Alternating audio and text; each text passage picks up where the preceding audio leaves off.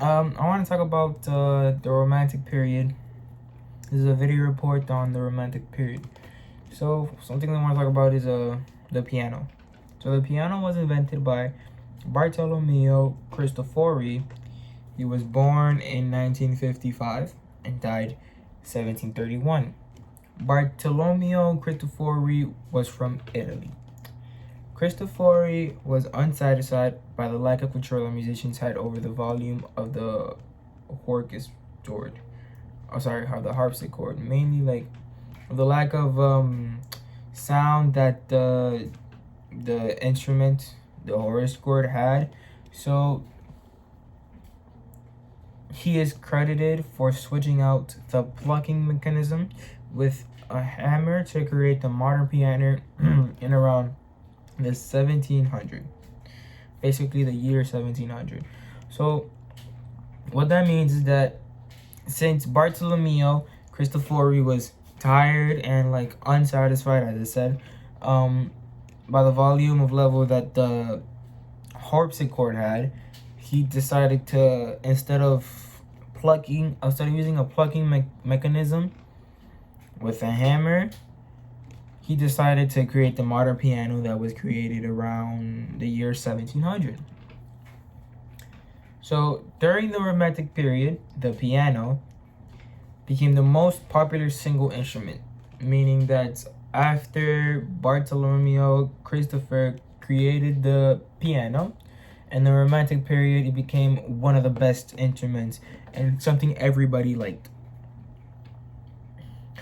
It became a musical symbol of Romanticism and was enlarged to give it a wider range and more tonal power. Because before, the piano wasn't that loud, but through the Romantic period, they if I'm not mistaken, they gave the piano more keys and they made the piano sound louder. The orchestra grew to be the favorite large instrument of the century, meaning that because the piano was included in the orchestra, and it had multiple other instruments, the orchestra became like everybody's favorite large instrument of the century. So one major impact of the Industrial Revolution was the vast improvement in instrument construction, meaning because in the Industrial Revolution is where everything mainly happened with buildings and factories. So that gave a lot of improvement into creating instruments. And with new technical resources at their disposal, composers were able to write more complex music for instruments. Because before it used to be simple music that instruments could play, but now that they have more technical resources, they are able to make more complex music for other instruments. And so it could be said that these technical resources had a major stylistic impetus. In earlier times, before the Romantic period, the conductor was mainly responsible for maintaining an even tempo.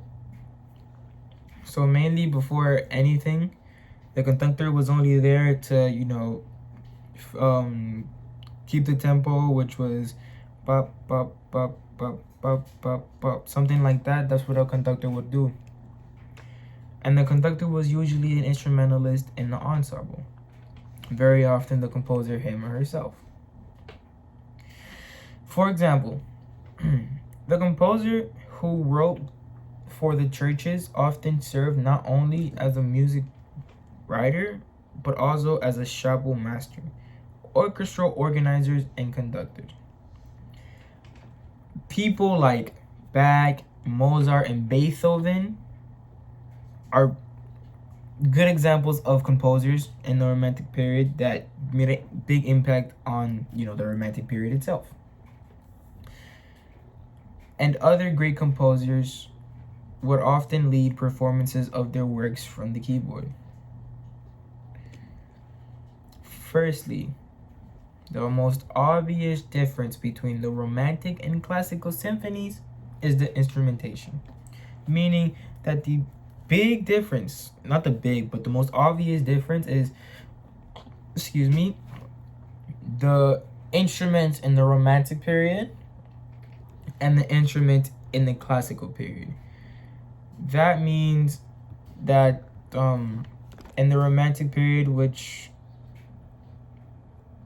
is if I'm not mistaken, was from the year, sorry, was from began approximately around the 1700s,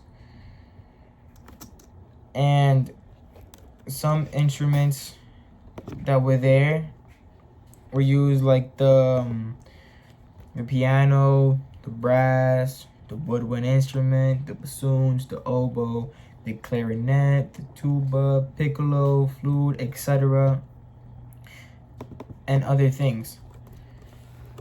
The Classical period started around, I want to say 1730, around there, and 1820.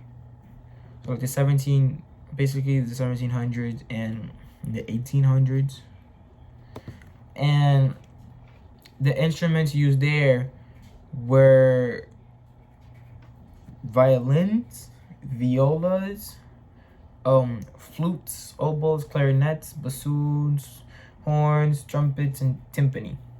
Those were mainly the things. So if we go back to the Romantic period, they had way more variety of instruments, like the triangle, the Wagner tuba, the xylophone, the contrabassoon, and the piano. In the Classical era, didn't have pianos. So that's it. That's another main difference between, that's one of the main differences between Classical and Romantic symphonies.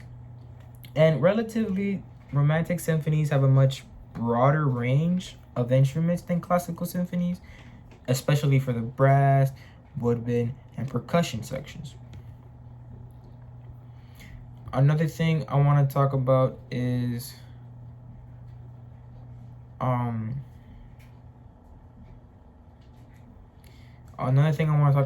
the difference between parlor and salon music.